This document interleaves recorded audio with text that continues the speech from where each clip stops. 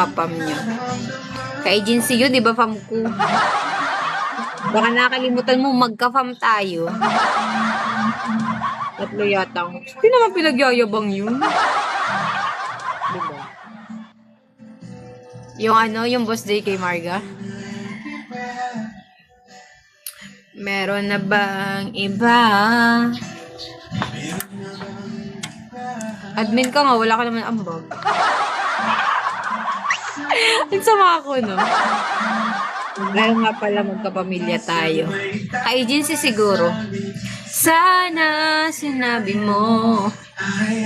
Oh, yung boss J. Roland, hello. Hayaan mo na yun. Sana sinabi mo.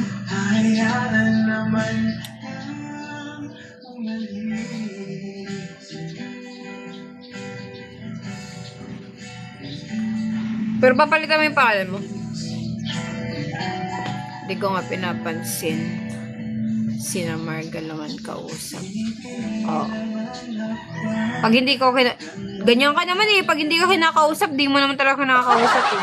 Kahit nga kinakausap ka, di mo pa din kinakausap pag di mo trip. Natatawa kasi ako. Kasi ko dun sa dalawa. Hayaan mo sila.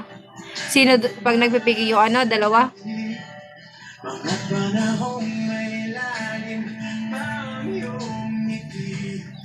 Bakit ka nag-iba? Huwag ka masyado magkukwento dun. Maano yun, maganto. Si Zay. Si Kendall, hindi. Sa akin mismo nagde-directa yung kwento niya. Yun, hindi. Dadaan yung kay Kuya Balak.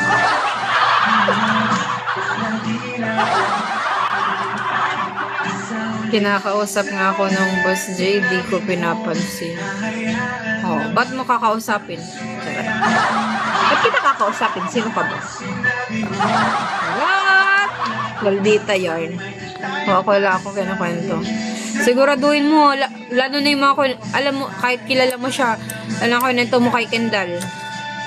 Yung mga alam mo sa akin, kahit ito, alam mo na yun.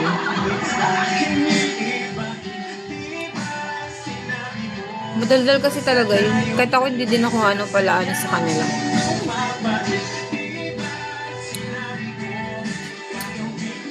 ID number. Malaman mo. Laka-paka. Siyempre, magkakilala kayo. No.